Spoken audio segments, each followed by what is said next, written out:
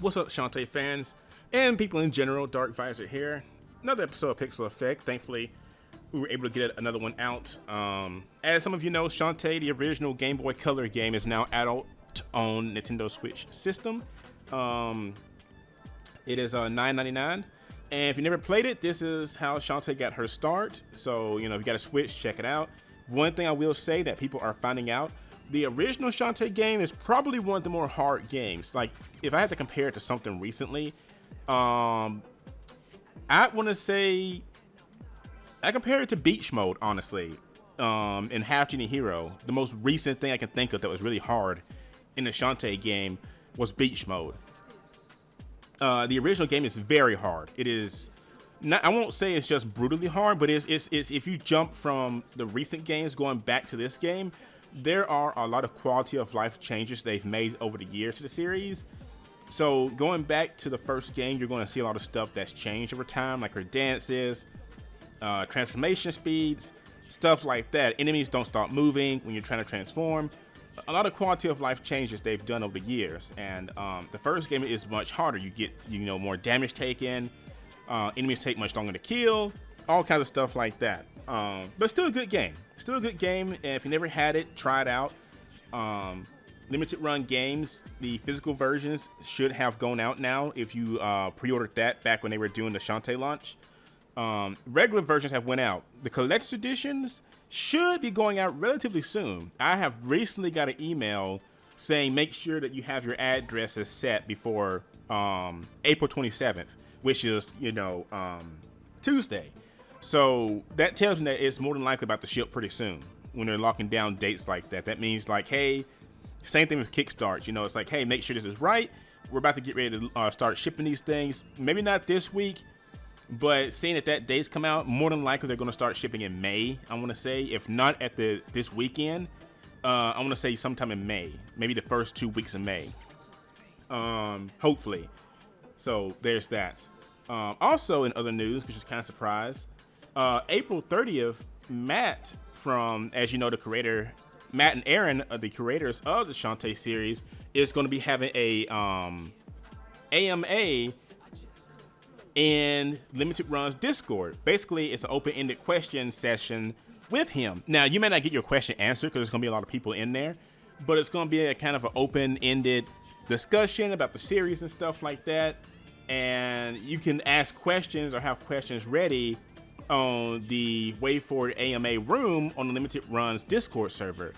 So if you want to get in on that, it'd be a good opportunity to hopefully pass a question along to Matt you're interested in. Me, myself, I've already talked to the Way Forward staff about extra figurines, more merchandise, stuff like that. They said they would love to see stuff like, about shoujo line or statues of Shantae. They would like that. I know there was that one person still that said they wouldn't like a Shoujo line. It didn't make sense. Like, of all figurines like in the world, Shoujo makes the most sense for the Shantae series. A character based around her cute appearance, like the Shoujo line would be great for the Shantae series, I believe.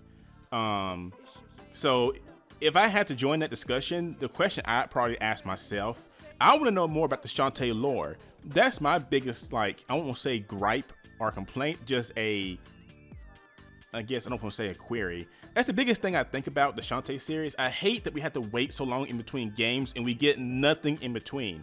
I want to know more about the universe of Shantae. I want to know where her mom went. I want to know where her mom's fighting. I want to know what her dad's doing. I want to know where her dad went. I want to know more about Risky and what she does when she's bored. I want to know more about Roddy Tops and what she's doing when she's not, harassing Shantae or trying to go on adventures with her, or flirt with her, whatever you want to say. I want to know more stuff about that. So I'd probably ask him, are there any plans to maybe make I don't think an animated series would be the best route just because it would take longer.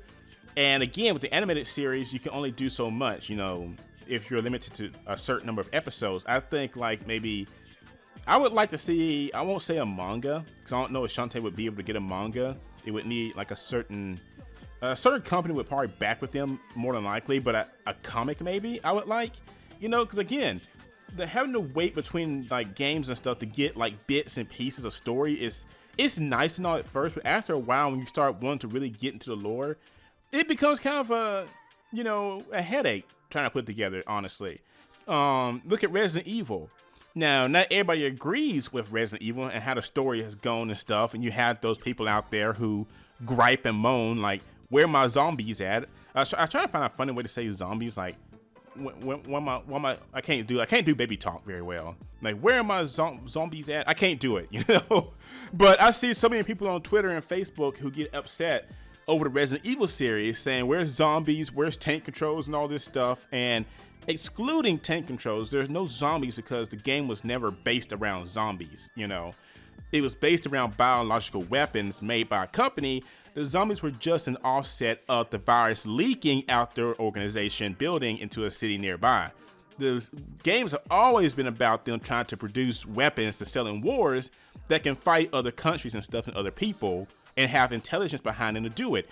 Even the liquors, even though they seem stupid, they were developed for a purpose of selling en masse to use in wars. You could control them to use in wars where they wouldn't attack you. That's what they're for, If you read the lore, you know this, but there's some fans who just kind of go with the surface level stuff saying, I see a zombie, it must be about zombies. Like, no, it's deeper than that.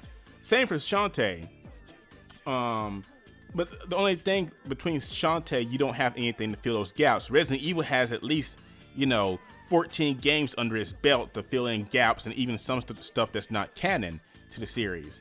Sonic the Hedgehog. Sega sucks. I'm sorry, guys. I like Sonic, but I can admit when things are weird or wrong with the series.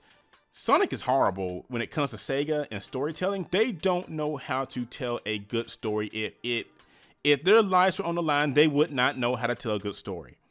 Sure, the games are fun for, a playthrough or stuff like that. You do have some fans who will sit there and play the game open-ended forever. I'm one of those fans now. I grew up with the series from the start. I'm at the point now where I'll play through most of the games a few times, but then it gets boring because the stories are just bad. But that's why I'm thankful we have the comics to fill in gaps. The Sonic the Hedgehog comic by IDW is actually really good.